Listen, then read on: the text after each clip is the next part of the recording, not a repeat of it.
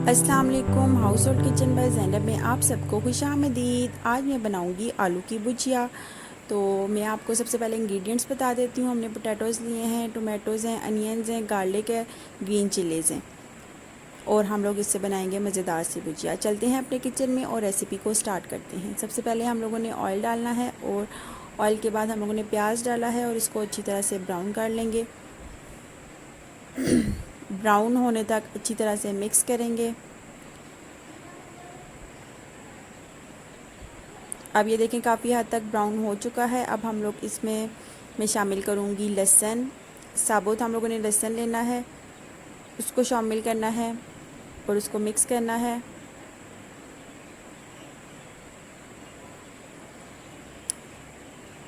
साथ ही मैं इसमें शामिल करूँगी टमाटर।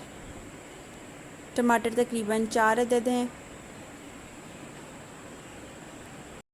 ये यूनिक सी रेसिपी आप लोग घर में ज़रूर ट्राई करें और मुझे कमेंट सेक्शन में लाजमी बताएं कि आपको मेरी रेसिपीज़ कैसी लग रही हैं।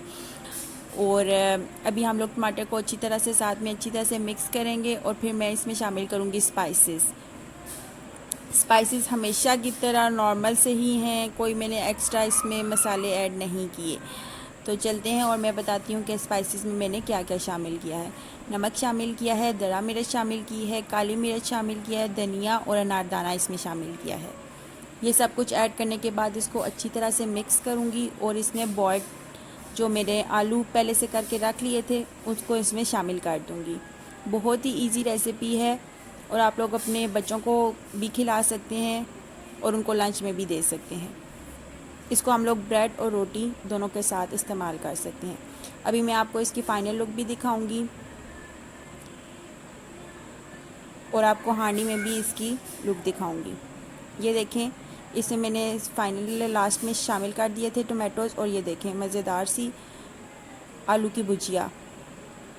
और फाइनल लुक ये देखें, माशाल्लाह से ज़बरदस्त लुक आया है। अगर आपको मेरी रेसिपी पसंद आई रही हो तो मेरे चैनल को ज़रूर सब्सक्राइब करें, लाइक करें मोर वीडियोज़ के लिए। Thank you so much. अल्लाह हाफ़िज़।